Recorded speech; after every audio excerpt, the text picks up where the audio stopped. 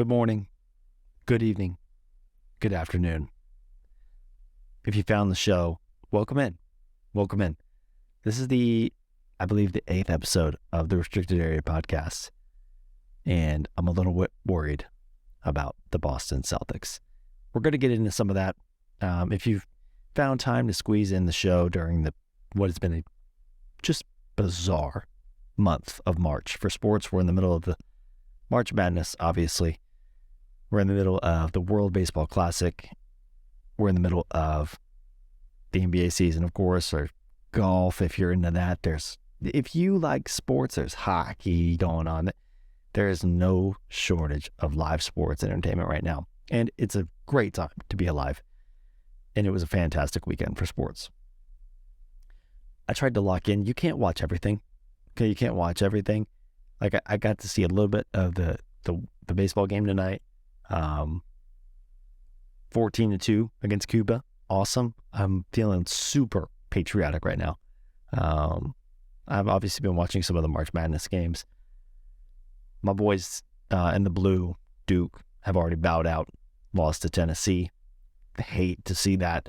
But my little fighting Longhorns, the Texas Longhorns, they held on last night, and they're going to the Sweet 16 for the first time in forever. So I'm pretty excited for that.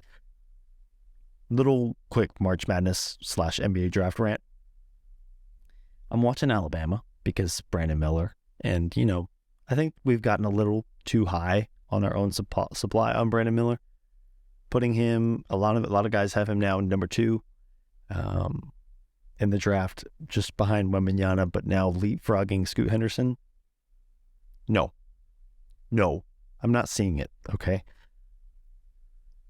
I don't watch enough college to sit here and say like I know college basketball. Okay, I don't watch enough of it. I watch it here and there. I think the product has gotten worse and worse over the years. He went scoreless against the 16th seed. He went scoreless against TAMU Corpus Christi. Now listen, I was born at Corpus Christi. Okay, it's a fine place. We do not produce basketball talent. Okay, not there, and I don't think we recruit it either. Now, needless to say, Alabama won that game, but to go scoreless in 20 minutes? Now, 20 minutes, I think he actually ended up getting hurt in that game. But through 20 minutes of action, not 2 points? I don't know. I'm just saying. I was feeling like this well before that game ever was played. I just think we're getting a little cute about the draft. And while I think Brandon Miller could be a fine prospect, I think he's going to have a fine career in the NBA. He looks fantastic. He's a 6'9" guy who can score it, pass it. I get it. Scoot Henderson looks like the Incredible Hulk. Okay, he has tremendous floor vision. He is just a perfect basketball prospect. I'm not going to get into the draft because that's not what today's show is about. Today's show is a little bit about the Celtics because it's been a while since I've talked about them, and I don't want it to seem like I'm avoiding the topic. Okay, it's been a rough couple of weeks. Jason Tatum, I don't know what's happened to him. Okay, I think I saw him on the side of a milk carton. I think they said he's missing.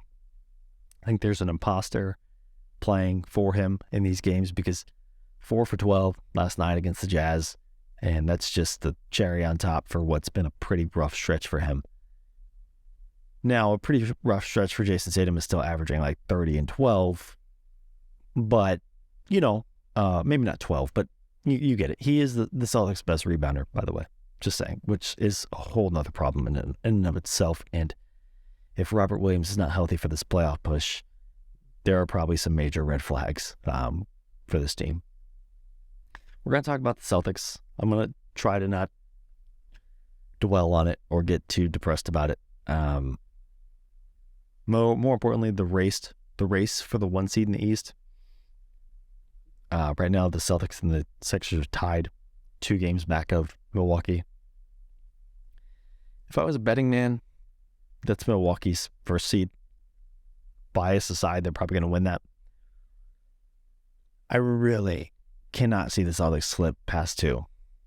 If the Celtics slip past 2, I'm starting to get a little bit concerned. Philly's been playing really well, but they've got a tough schedule going out.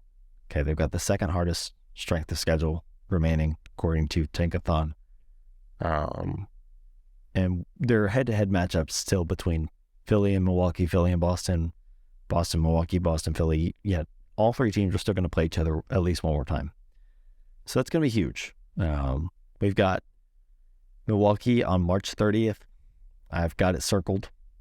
I'm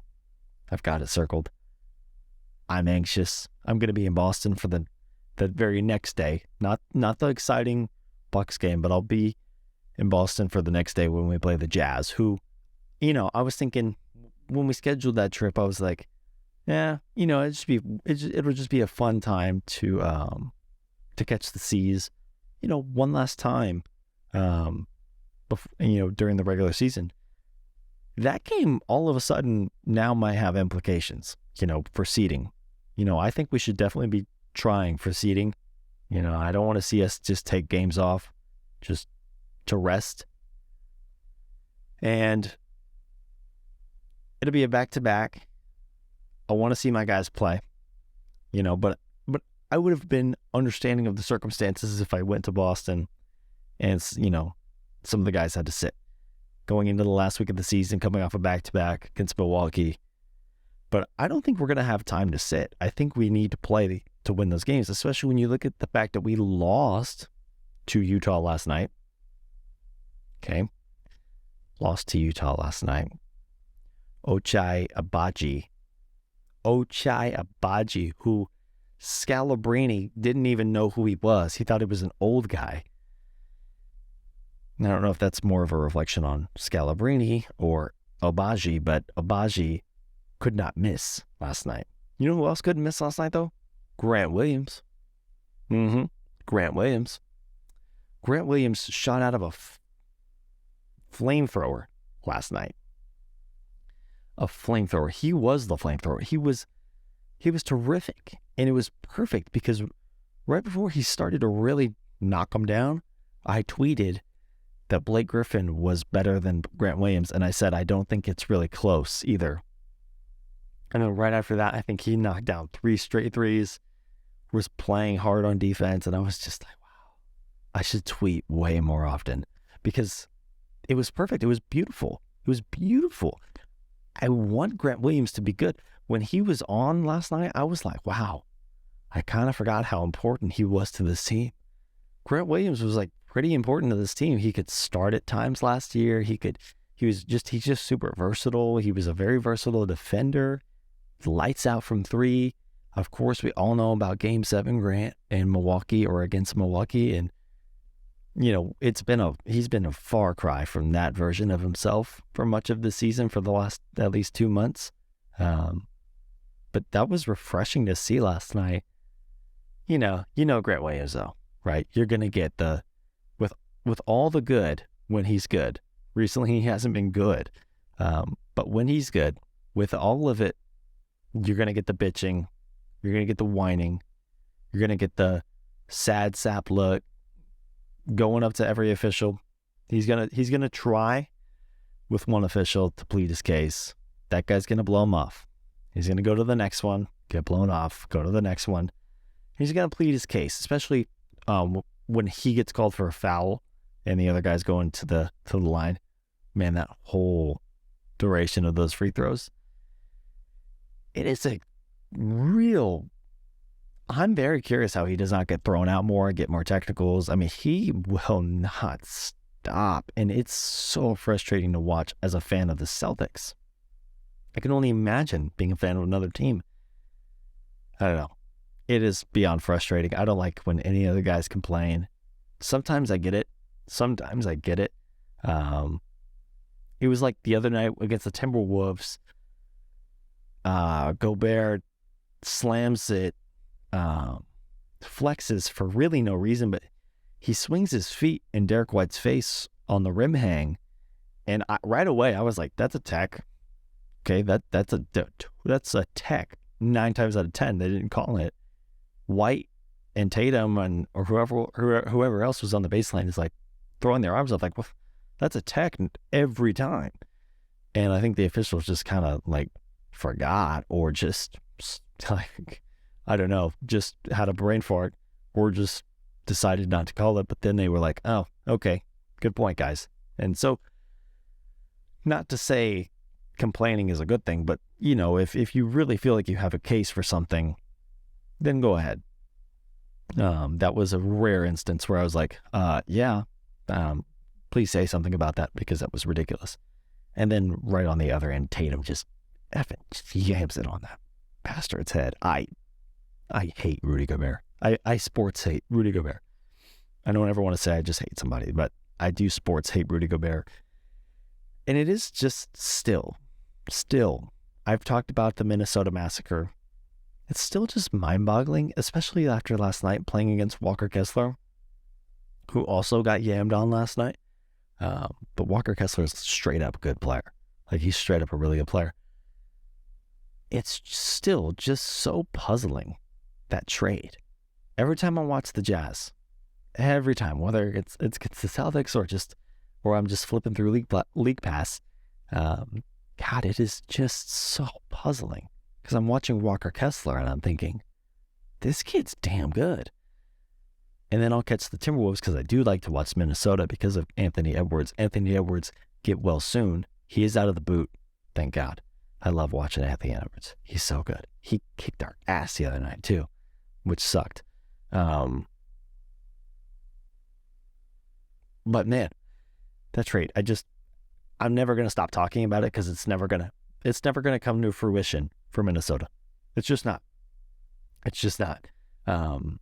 I've already started to talk about the Celtics a little bit, but I'm going to take a quick break and then we're going to get into some more Celtics. The Celtics are 5-5 in their last 10 games. And I think we have a tendency to overreact. Okay? I think as sports fans, just generally speaking, we have a tendency to overreact to the good and to the bad.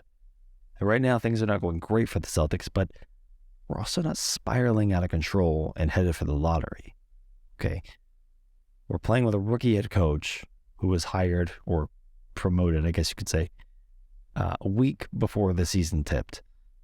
Okay, we're playing with, this has been Jason Tatum's year, age 24 season, not 28, not 30 season, okay? Our two best players are 25 and 24. Things are not bleak. Okay, I think we have a tendency to think things can be bleak when they're not. Things are fine. Given some perspective, things are fine.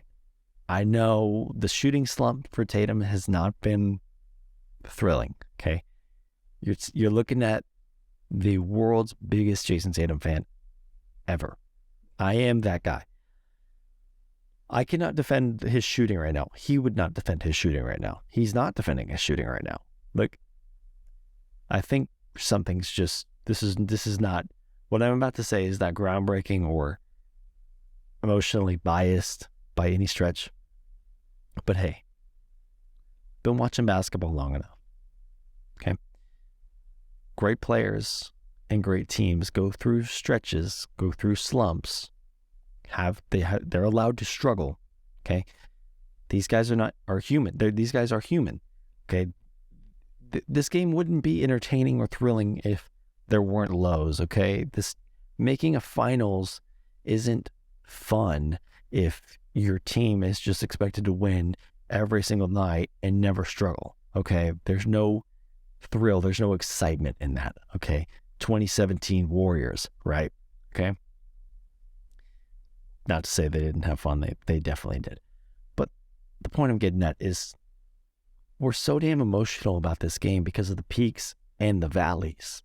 Okay, and I'm not trying to sound like a motivational speaker here, but when your team has a bad 2 weeks and you go to Facebook and you go to Twitter and you start ripping the guy's head off who's the leader of this team, who's an elite player, makes his teammates better, tries his ass off on defense, is a great defensive player, one of the best two-way guys in the NBA.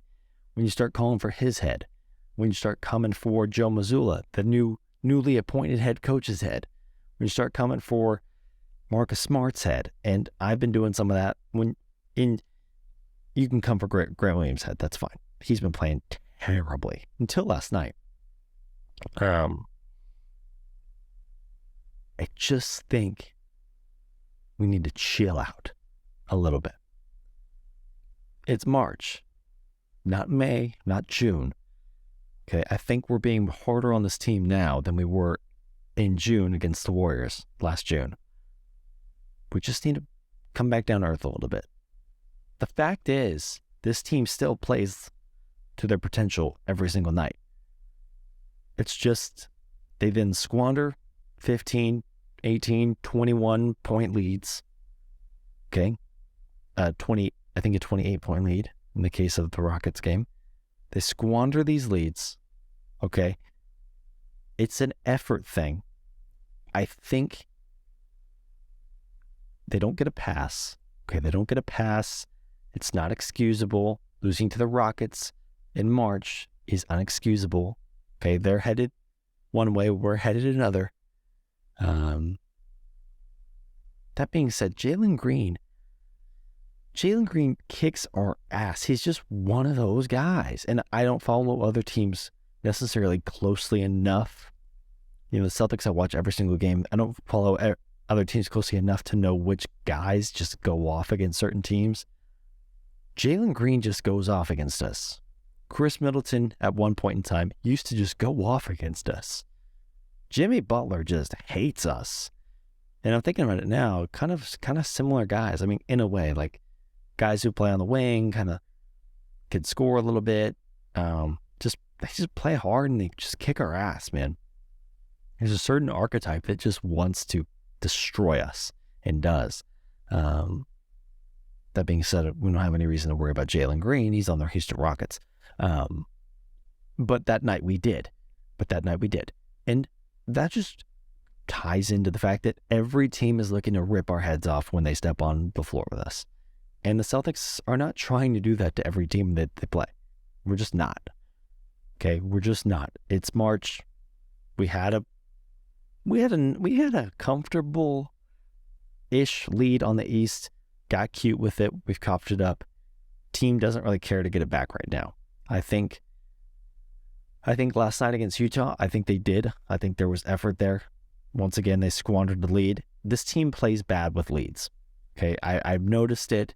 They get careless. Guys who shouldn't be taking shots are taking shots. I think I mentioned this on the last episode. So maybe the streak of bad play has been going on for a little bit longer than I had anticipated. But guys just come down and they just take bad shots. And I think it's a little bit of effort. I think it's a little bit of coaching, but it doesn't mean we should be calling for the coach. It doesn't mean we should be saying. There's not a single person on Twitter I've seen who's said anything positive about Jason Tatum over these past 2 weeks. Not one. And look, I get it. When you're watching the games, what's the most obvious thing that you can point to? Shooting. When you look at a box score, what's the most obvious thing you can point to? Field goal attempts and shooting. Efficiency. It's easy to look at that. Okay. It's not easy to watch the games, watch the effort defensively, watch the playmaking, watch how a player is calling out traffic, organizing the offense, setting up his team. And look, the effort for every player has been down, but we just need to chill out when we are coming for the head of a top 7 player in the NBA. Okay? We don't get guys like this often. Okay? We've got one. And we're turning on him so fast. Chill the fuck out. Okay? Chill out. Because I'm getting pissed off. I'm getting a little pissed off. Yes, Jason Tatum is my favorite player.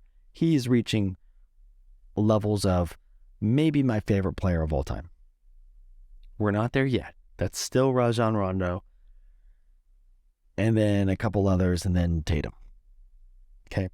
But we're getting there. And if he gets us a title, he's probably going to take the top spot. But the point I'm trying to make is Boston sometimes we are the only reason we don't deserve anything nice. There is not a single media outlet or a radio station or a podcast that doesn't just shit on our players. And this is for every sport. This is especially baseball. We drive guys out of town. It just happens, and I'm sick of it. This is a guy who's locked out for a long time. I think we're going to give him the super duper max, whatever the contracts look like after the next TV deal. God, I don't know. He might be making like $85 million a year, and I don't care. Give it to him. We don't get these guys very often. These guys don't come to the league very often, okay? And we're forgetting a 5-year resume watching this guy turn into a top 25, top 20, top 15, top 10. And now we're like talking like the next stage for Tatum is top 5. Okay, and I don't know how I got on this little rant here, but I think I'm just getting on Twitter every night and I'm just seeing bum, overpaid, not a superstar. And I was like, you jackasses. Like 3 months ago, you couldn't get this guy's meat out of your mouth. Okay? Look, that's how we should be for our superstars. We should show support when they're playing well, but when they're playing bad, we should not then all of a sudden act as though they're the worst thing to happen to the city, to the franchise. Anybody who's saying, and I love Jaylen Brown. I would die for Jaylen Brown. I love Jaylen Brown. Anybody who's saying Jaylen Brown is this team's number one, you are allowed to have favorite players. Did you know that? Like I said, my favorite player is Rajon Rondo. Okay. I would have never said he was the best player on the 08 Celtics team. Okay. He was definitely not. Okay. He was not the best player. He was not the most important player. You're allowed to have favorite players. Okay. Jaylen Brown is not the team's best player. It's not close. Okay. Jaylen Brown is a top 20, is a fringe top 20 player. Jason Tatum was a definitive top 10 player.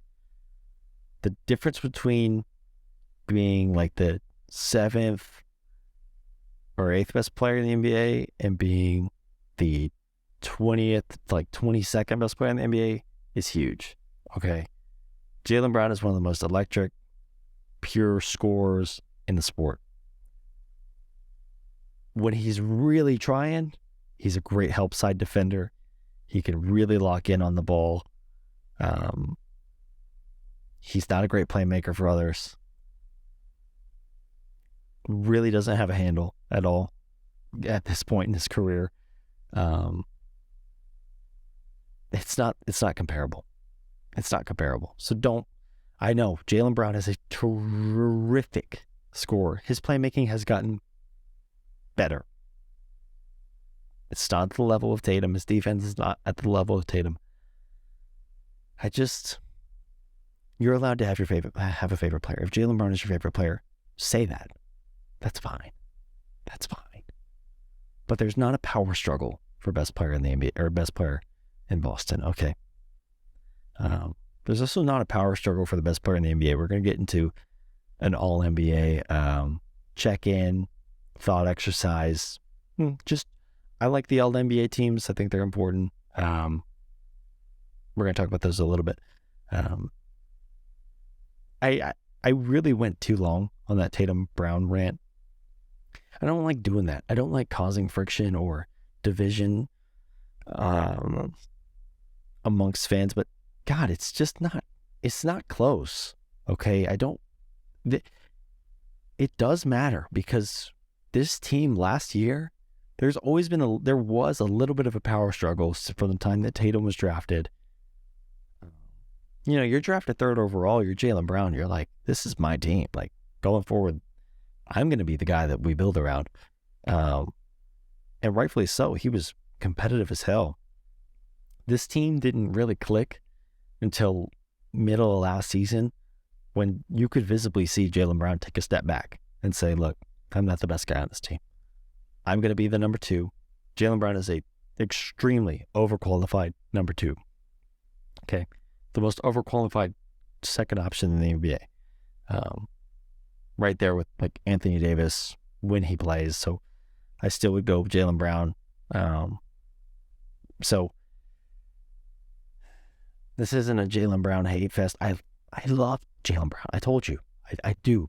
I just am tired of the narratives in the Twitter comments, and I know that's not reason to go on a rant like that, but I think it matters. I think it's just something I had to say.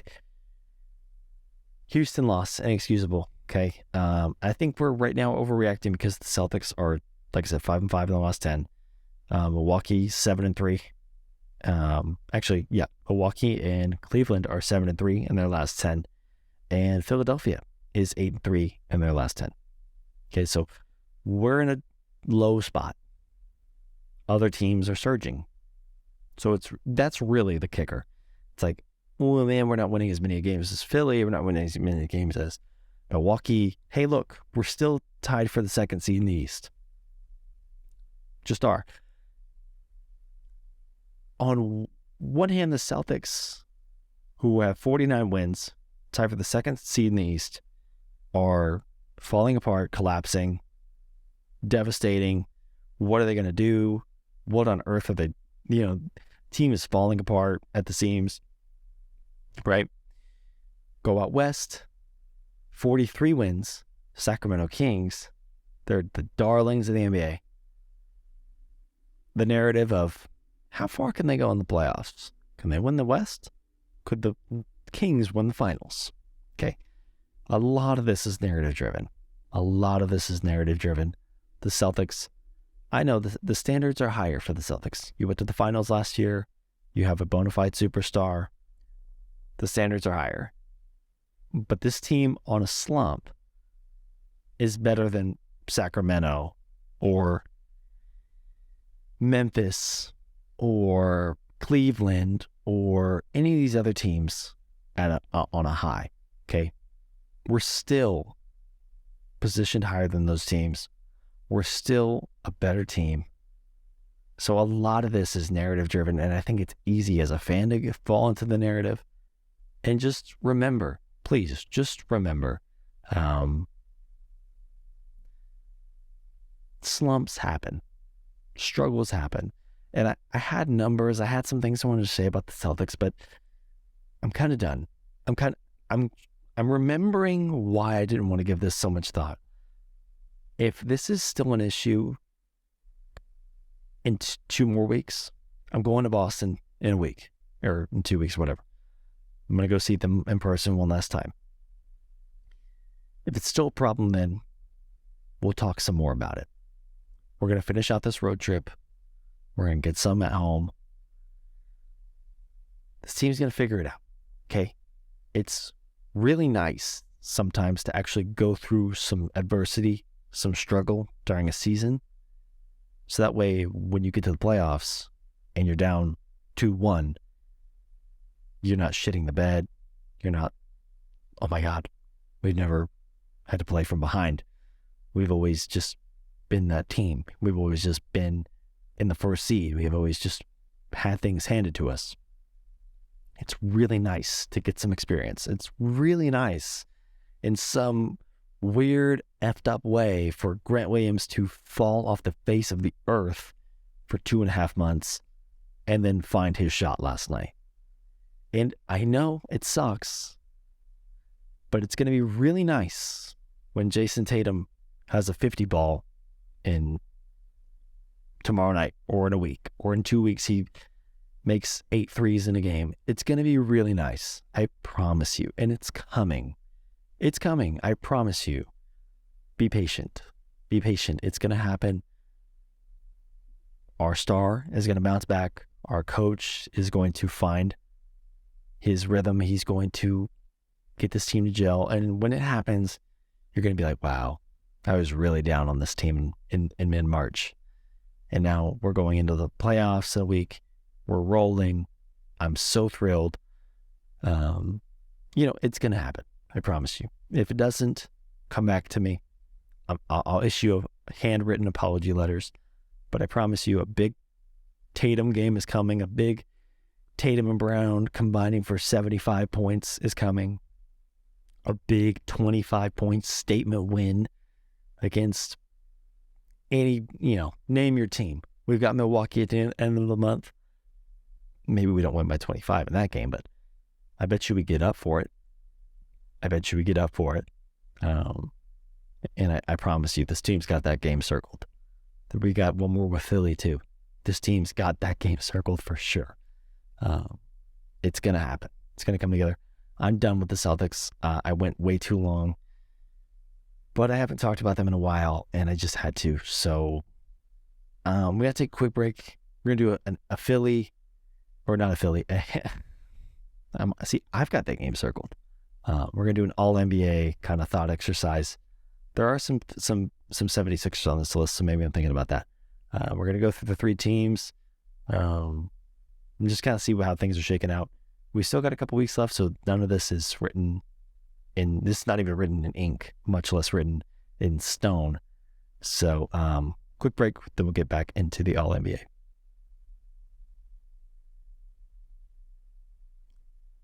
All-NBA. I love the All-NBA teams. I love when they come out. I think it's really important. The league has made it more important. There's now contractual obligations for a lot of these players. At least there's like supermax implications. That's actually going to be big for Jaylen Brown. If he makes one of these teams, then he'll be eligible for like a super max with the Celtics. And I don't know how that's going to shake out with having 2 of those guys. I don't know how that works. It's going to be, I don't know how it works because I don't even think the NBA knows how it works because they're due up for a huge TV deal and the contracts are going to be super duper huge and players are going to be making like $90 million a year and good for them, but it's going to be absolutely bonkers. And all that being said, none of this is permanent. None of this is written in stone, but we're going to go through the 3 All-NBA teams. Please, please, please do keep in mind, I value health and availability. Availability is the best ability. The best ability is availability. Really, though, I do value that quite a bit. LeBron will not be on this list. Spoiler alert, he's not going to play enough games. If you're under 50 games played, you're not on this list except Steph Curry. Steph Curry is a rare exception. Yes, spoiler alert, Steph is on this list. He's absolutely batshit crazy. He's only on this list because he will probably get to 55, 58 games. And I'm not crazy about that. The league is looking to do a games played required minimum to be eligible for All NBA and all these, and the awards, MVP, Defensive Player of the Year, stuff like that. I couldn't agree more. Because there are contractual obligations for these guys, or incentives rather than obligations, but these guys are incentivized to make these teams. These guys are incentivized to win awards. And if you are, let's say you're Kawhi, maybe Kawhi's a bad example, but let's just say Kawhi. Let's just say Kawhi is in the hunt for Defensive Player of the Year and All NBA, like just an All NBA team, and he's got a kicker in his contract for an extra couple $1 million if he wins Depoy and a couple $1 million if he makes an All NBA team. And there's 2 weeks left in the season, and he needs to play 5 more games to be eligible. I tell you what, he's going to try to play in get those 5 games. Okay, like I said, maybe Kawhi's a bad example, but I think it matters. I don't think there's a perfect solution to load management. I think guys who are super competitive are just going to be super competitive, and I think guys who aren't just may not be. But doing things like this, requiring guys to play games for All-Star, for All-NBA, to win the MVP, to win the scoring title, I think you have to play a minimum of like 55 games. And I'm going to be honest, that sucks. Like, don't get me wrong, 55 games is no small sample size, but if a guy who plays 55 games scores 30 points a game, but I played 75 games and I averaged 29.8, that's my scoring title. Okay, I'm going to be pissed. If I scored almost 1,000 more points than you, I'm going to be pissed that I didn't win the scoring title. So I think the number has to be in the 60s, okay, at least. I mean, I know injuries happen, so maybe no higher than 68, but yeah, I mean, for these awards, maybe the minimum should be like 65, 68, anything in the 50s. I mean, like a little more than half a season. Like, no, like playing half the season, it should not be rewarded at this point. We want butts and seats. We want eyes glued to the TV. But if guys just aren't playing, I mean, so incentivize these guys to play. I think it's a great idea. That being said, long rant out of the way. All NBA first team. There's a million different ways you can go with the guards. Should I start with the guards? I'm going to start with the guards because the real dilemma is at center. And I already know how I'm going to lean right now. That could change, but I know how I'm going to lean right now. With the guards, I'm rewarding availability at the first spot. Shai Gilgeous-Alexander playing over almost every single one of his games. He missed a couple games coming back from the All-Star break, averaging over 31 points a game. He is just a relentless finisher. He goes to the basket like a freaking battering ram. He is an improved shooter. He still struggles a little bit from there, but testament to him to score over 30 points a game and not be a tremendous three-point shooter. Getting to the line more often. Tremendous playmaker. He's the sole reason that Oklahoma City cannot tank for Wembanyama. I still feel like there's some effed up reality that we live in where they're going to still win the lottery with like the 8th best odds. That would just be Sam Presti and Oklahoma City Thunder luck. There's also a weird world we live in where maybe they can't trade for the first pick, but maybe they use all like 27 picks they have and like trade for the second pick to get Scoot or whatever. Just saying. But the Thunder are relevant, and you can thank Shai Gilgeous-Alexander. Second guard spot, Luka Doncic.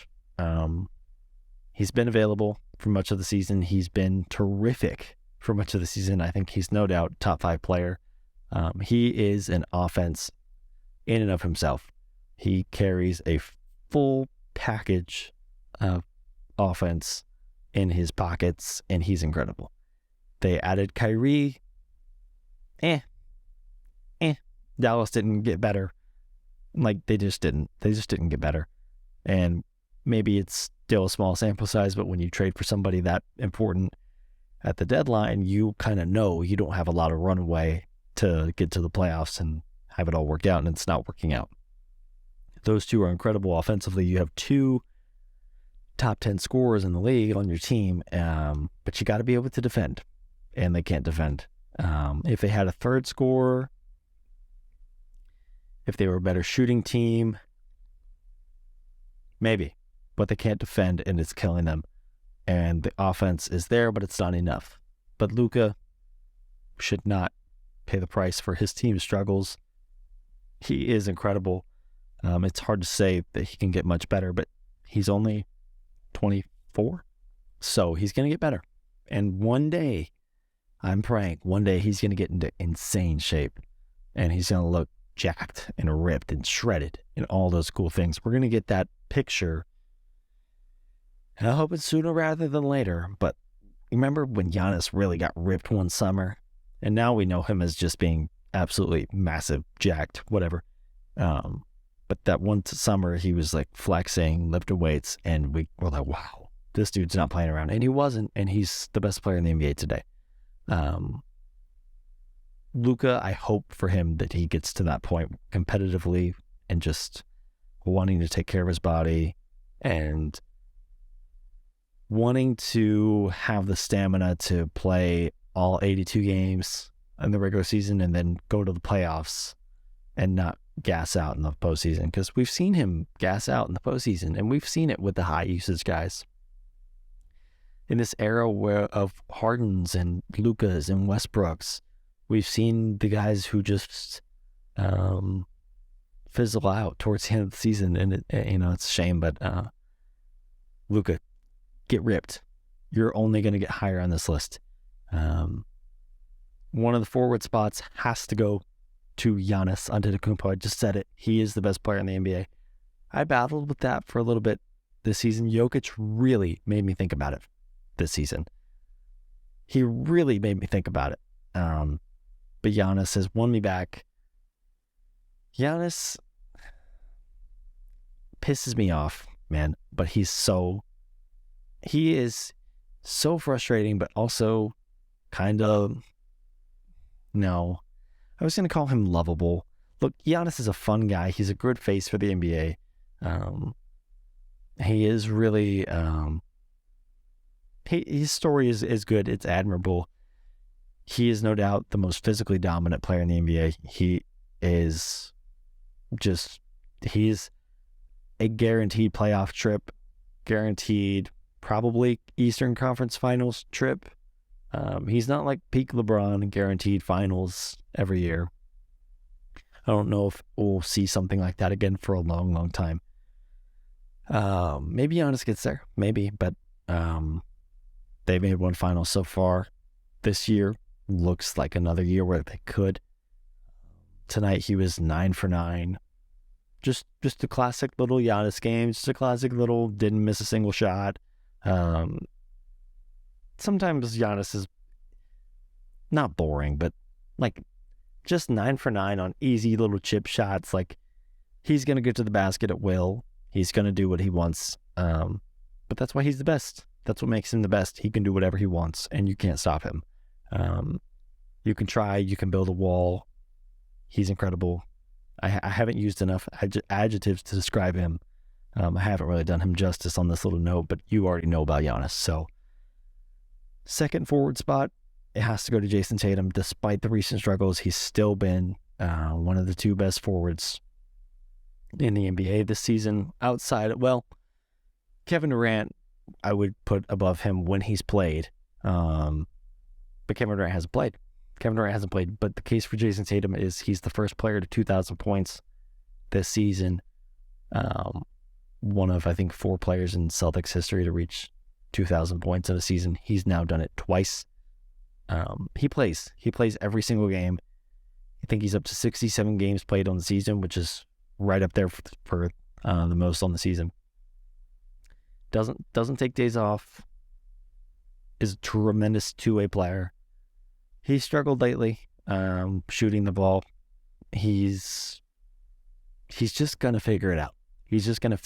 Though. Great players find the shot.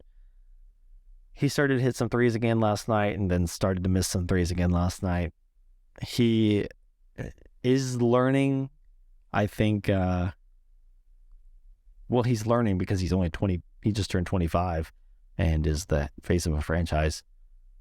He's learning a lot, but maybe just how to carry yourself as a guy who's, the best player on the team, who's getting double teamed, getting every defense in the world thrown at you night to night, and it's middle of March and it's kind of dog days of the NBA. You got the playoffs locked up, you're top seed.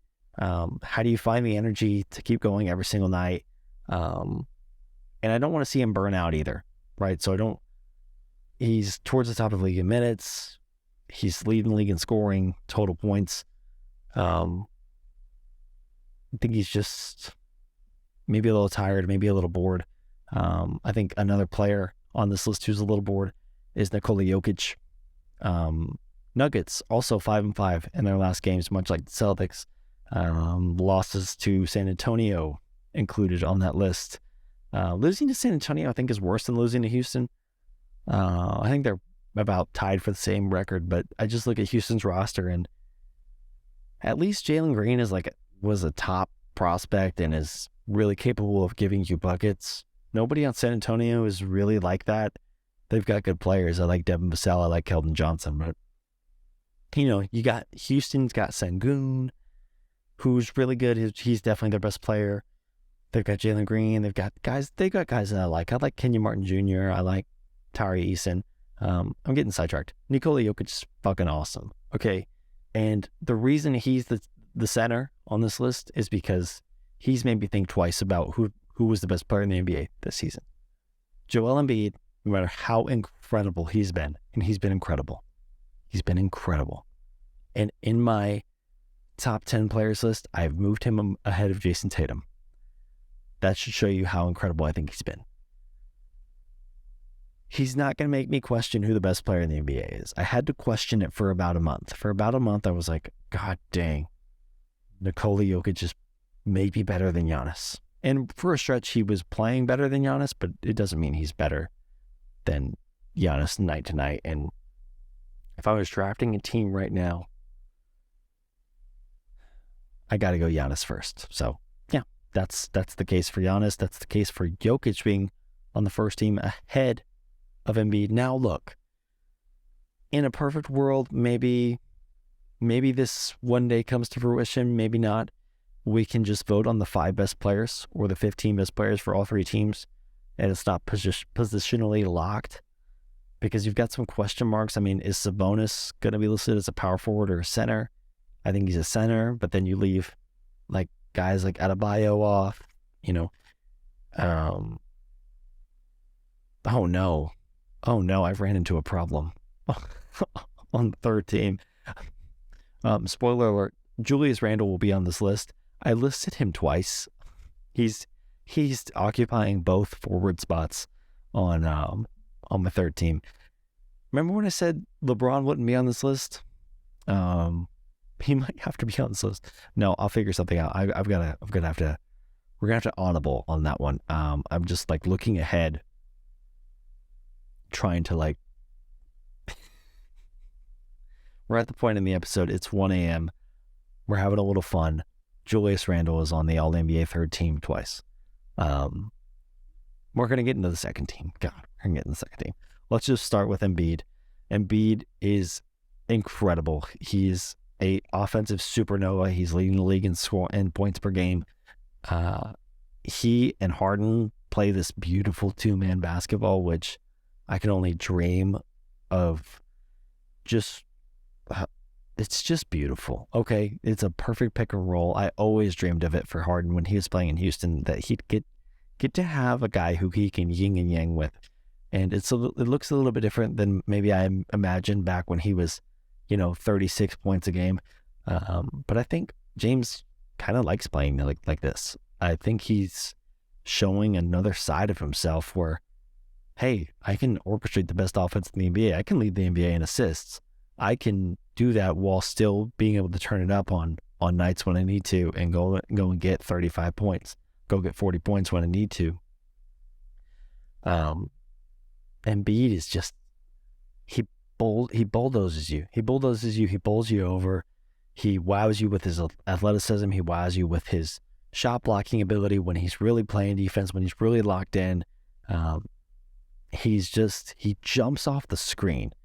I don't think Jokic jumps off the screen, and I think maybe we're starting to see a shift in the narrative because, well, maybe for a few reasons.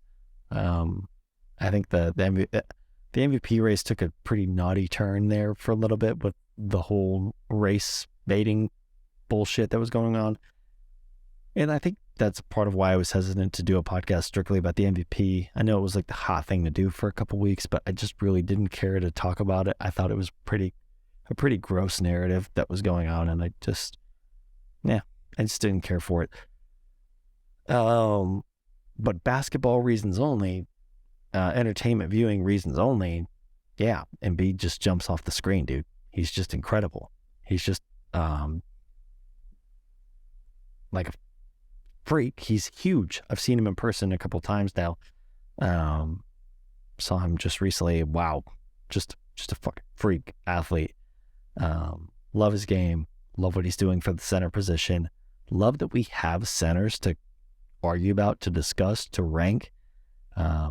went much of my childhood not having that, because it was like, once I really started getting the ball, I still had Duncan, I still had Garnett, I still had Dirk.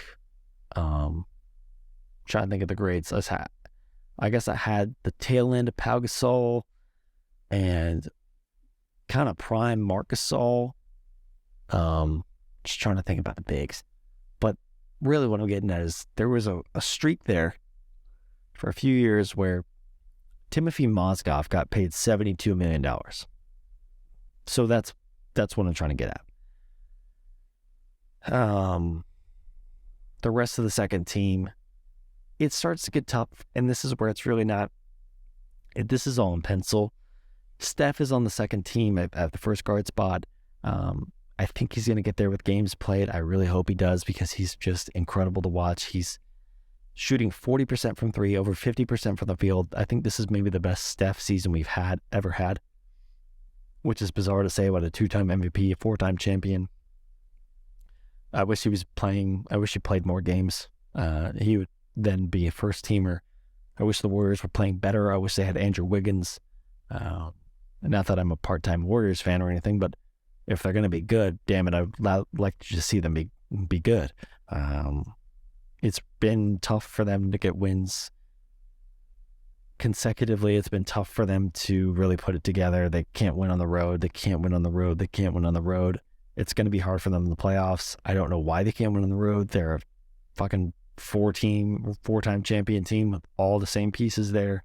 I know they're missing Wiggins, but they weren't missing Wiggins earlier in the season, and they couldn't win on the road then either. So you'd think a team with that level of pedigree, that level of we've been there, that level of just that they got that dog in them, but this season they really don't. They lost to the Grizzlies last night. Dillon Brooks is so annoying that I would rather see Draymond Green win those games than Dillon Brooks. Also, I don't know. The Grizzlies keep winning games, and Ja Morant's not there yet. I'm not saying anything about Ja Morant, man, but this team is like, they win games. Like, it's a good team, and I think when I did the last show, when Ja Morant was first announced out, I think I gave a stat that I think I still got the stat. Where's the stat? I just want to grab it real quick. The Grizzlies were 24-10 since the start of 2021-22. And they beat the Warriors last night. I mean, I don't know. They need Ja Morant. I still am of the belief this team needs Ja Morant to go deep in the playoffs. But I don't know. I'm just thinking about the Grizzlies, and I'm just thinking about stuff because it's late, and I don't think I'm going to clip any of this. I think this is all just going to be for the folks who make it to the end of these episodes. This is for you. Jaylen Brown at the second forward spot, or no, I went Steph. Okay, here we go. Here's Damian Lillard. Absolutely lights out. 71-point games, 60-point games, 50-point games, 40-point games, 30-point games. This dude scores the ball. Maybe he's right there with anybody in the league. I think he's averaging up to 33, or right at butting on 33 points a game, while dishing it out, 7 assists a game. Great player. We know Dame. We know Dame at this point. Okay, we know who he is. We know his situation. We know he's never going to leave Portland, at least not intentionally. Do I think Portland should maybe entertain moving on from Dame?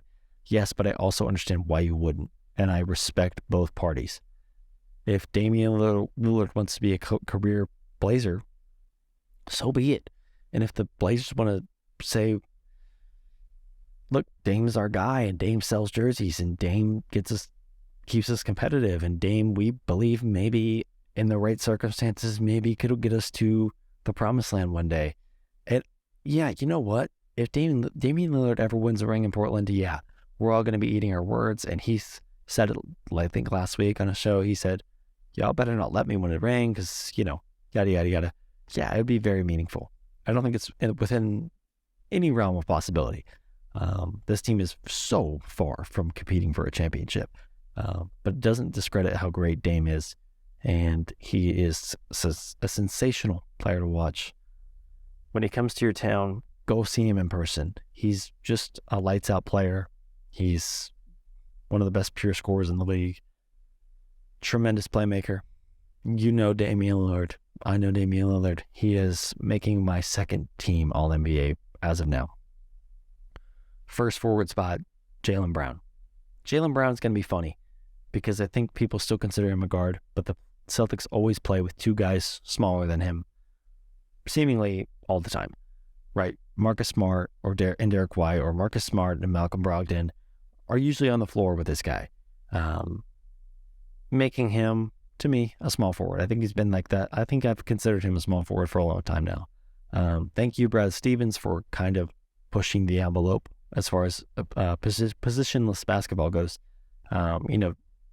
Somewhere along the line, Jason Tatum kind of became a forward. That kind of moved Jaylen Brown up to the 3. And I think the Celtics' best 5 right now is Smart, White, Brown, Tatum, Horford.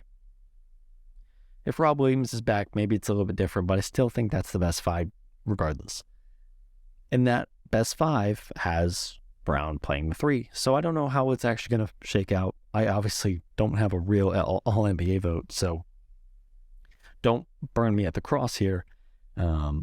But he's going to be at my forward spot. Jaylen Brown is a top 20 guy in the NBA. I think he's a lot closer to 20 than he is to, top 10. But he's right there, top 20 guy, elite scorer. You know what you're going to get with him. He's 25 to 30 a night. Lately, he's been 40 or 43 or 45 a night. He's big in clutch moments. He does not care what you think. He is an FU all-out baller with the mask on, without the mask. He's a hooper. Just a straight-up scorer who tries hard, and when he's really going at it, it can be a great defensive player as well. So when Jaylen Brown's really in his bag two-way, the Celtics are hard to beat. And Jaylen Brown is the most overqualified second option in the NBA, and for that, we are going to reward him with an All-NBA second-team selection. The Utah Jazz are way more relevant than you would have thought coming into the season. Thank you, Lauri Markkanen. Okay, Lauri Markkanen gets the second forward spot on my All-NBA second team. Wow. I mean, he's just been incredible and had the career renaissance that we all hoped that he would have in Utah, because I think in Chicago we all expected a little bit more. And then in Cleveland, I'm having a hard time ever remembering him in Cleveland. It was like a blip. I couldn't even tell you how long it was. There's this weird era where he was fizzling out in Chicago, and then now he's an all-star in Utah. Okay. If he doesn't win most improved player, I don't know what to tell you, because he is why this award exists. He reminds me of Jimmy Butler winning the award in 2014, a guy who had high expectations, kind of wasn't really getting there, and then boom, here he is, all-star, bang, in your face, Lauri Markkanen, a whole lot of Lauri. I'm going to see this guy at the end of the month. I'm very excited. This Jazz team is really just kind of fun. It's not fun when they kicked my Celtics ass last night, but it's a fun little team, and you can thank Lauri Markkanen for that. Lauri doesn't need to dribble, doesn't need to wow you with anything. He is sneaky athletic, can definitely power home some jams. Great shooter, great stroke. Just plays super hard. Definitely makes his teammates better. Is a presence on the floor. Maybe he was drafted last in the All-Star draft. Who cares? He was still an All-Star. He was still there. He was still he's still getting recognized. He needs an All-NBA selection. The Utah Jazz were headed for last place, and Lauri Markkanen said, "Fuck that." We talked about Joel Embiid, All-NBA third team. Light the beam. We've got 2 Sacramento Kings on the All-NBA third team.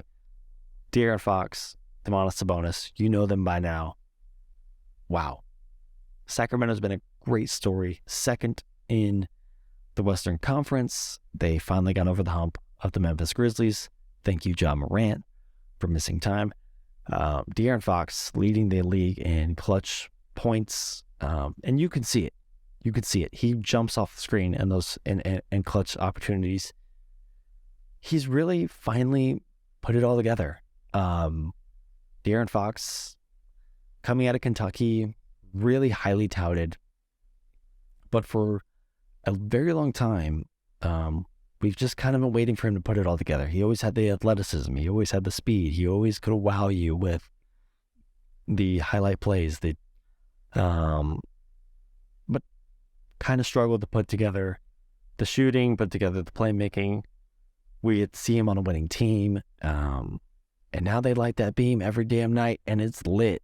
Okay, I love Sacramento, and what they've done this season.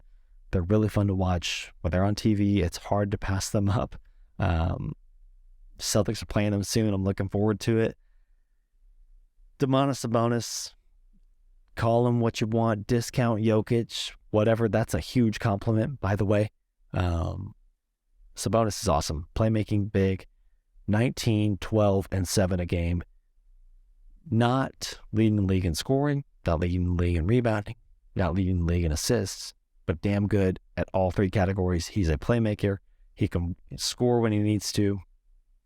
They run that offense mostly through, well, they run it through Fox and Sabonis, but you'd be kind of wowed at how much usage Domantas Sabonis is getting. And I think I've come back to it.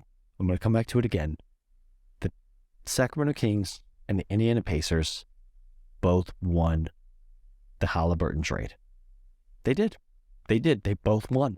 Okay, and you could make the argument that Sacramento actually won the trade because they're the second seed in the Western Conference right now. And people are starting to talk about them as a deep run playoff team. I'm not there yet. I'm not going to get there. They could win every game for the rest of the season. I'm not going to get there because experience matters, being there matters, and they haven't been there. Mike Brown is going to win Coach of the Year, rightfully so. Great story Sacramento's been, and they deserve recognition for it. They are my All-NBA third-team highlighters, or highlights, headliners. Starting to forget words at 1 a.m. Also, on the All-NBA third team right now, James Harden, okay? James Harden is leading the league in assists. He is playing a different brand of basketball than he's accustomed to. Joel Embiid, who I had on All-NBA second team, who's right there in the hunt for the MVP, right on the outside looking in. He's been an incredible fit with Embiid. It's going to be really hard to see these two break up if they do, in fact, break up this offseason, because I think they play an incredible brand of basketball together. They're not the best two-man crew in the NBA, but they are just so beautiful to watch. And Harden, I can't sing his praises enough. Everybody knows that is my favorite non-Celtic. I've got, I think, 4 or 5 jerseys. All Rockets, by the way. I don't own any Sixers Harden jerseys, okay?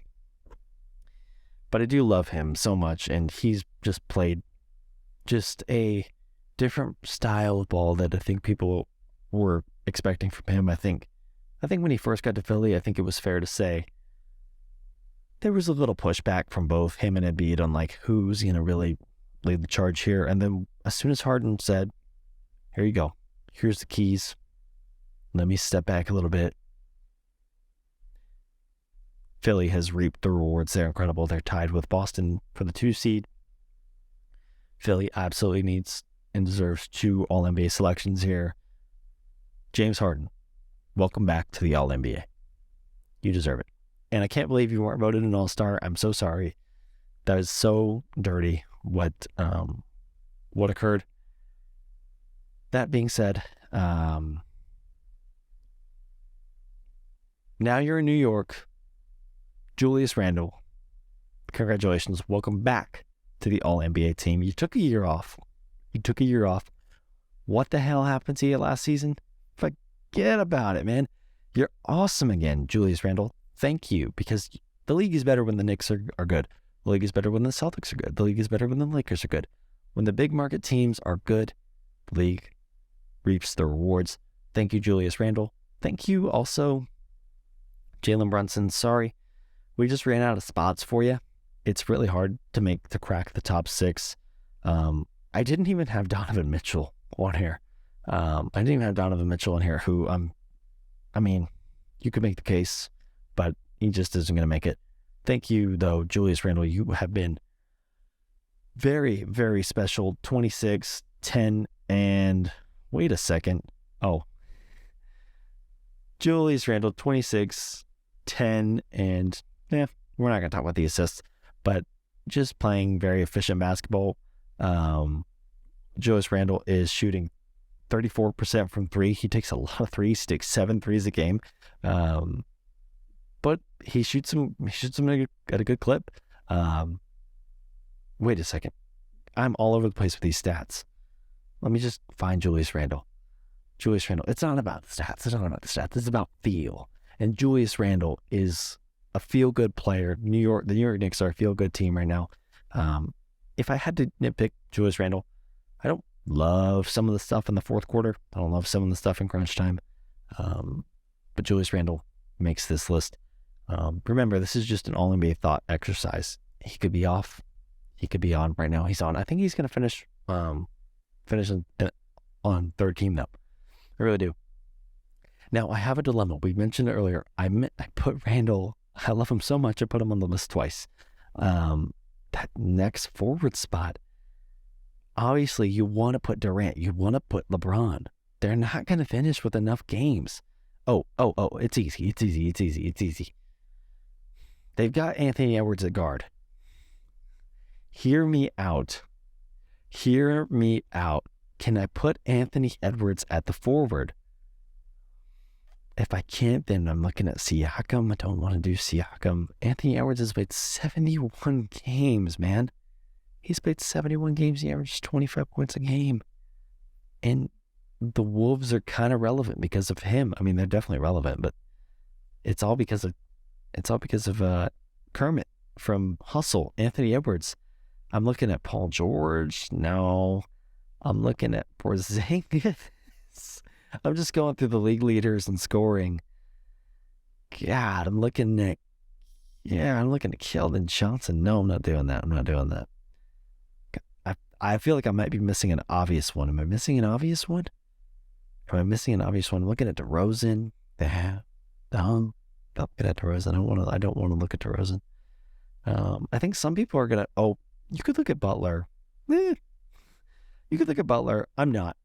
If Jimmy Butler's eligible for forward, then so is Anthony Edwards. And we're gonna say Anthony Edwards. If it comes out that if the NBA releases official positioning for these guys, we'll revisit. We're gonna revisit this anyway because I love the All-NBA, and this is just kind of thrown together little segment. But we're gonna go for Anthony Edwards. Anthony Edwards kicked the Celtics' ass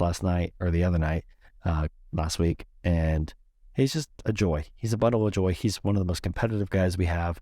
He really gives a shit. I think that there was a lot of concerns on him coming out of the draft where it was like, does Anthony Edwards like basketball? Does Anthony Edwards care? Yeah, he does. He's a freak athlete. He wants to play every single game. He's not afraid to talk his shit, but God, he's lovable and awesome and one of my favorite players. And if you don't like Ant-Man, then beat it, okay? Anthony Edwards is badass, and the case for Anthony Edwards being on the All-NBA team is, despite how horrible the Minnesota Massacre trade for Gobert was, despite how bleak their future assets now look because of that trade, I can't count Minnesota out for going forward because of Anthony Edwards. I love him that much. I'm that high on him that despite the shortcomings of their front office, of their ownership, Ant makes me, I can't keep them out. I can't keep them out now. So that's all 3 All-NBA teams. I went really long on that. God, really long on that. I'm going to bed. This will be up tomorrow. Enjoy the rest of your March. I'll probably be back before then. I'll probably be back later this week. At least I'm trying to. We're at the end of the episode. Let's talk real quick. It's been 2 weeks since I posted. I don't want to just post all the time just to do it. Okay. I think it's really easy to get caught up in just hitting record and saying a lot of stuff. And that, to be honest, that's kind of what tonight was. I kind of rambled a little bit at points, but at least they were passionate rambles, and I'm very encouraged by what I'm saying, or I'm very, very passionate about what I'm saying. And I had fun with the All NBA thing. The Celtics, talking about the Celtics wasn't that fun. But also, like I said, the hot thing to talk about for a little bit was the MVP. And maybe if I want to do this full time one day, maybe I'm going to have to talk about that kind of stuff. But right now I'm not required to. And talking about the MVP with, I think 2 months left in the season, and the whole narrative is, only white players win in certain years because yada, yada, yada. And it was just, that's not what this is about. This is not what basketball is about. I didn't want to talk about that. And yeah, it's a little discouraging when your team is also shitting the bed every night. Okay? It's a little discouraging. But also, I just like being a fan sometimes. Sometimes I just want to be a fan, put on League Pass, flip through the channels, flip through the games. And I got to stay informed too. I think it's real easy for guys to just watch highlights or skip the games and just try to make a podcast or talk about stuff without, staying locked in and being a fan. I want to be a fan. Okay. So I was being a fan for a little bit, but we are ramping up towards the final couple of weeks here. My parting shots are keep an eye and an ear out. Okay.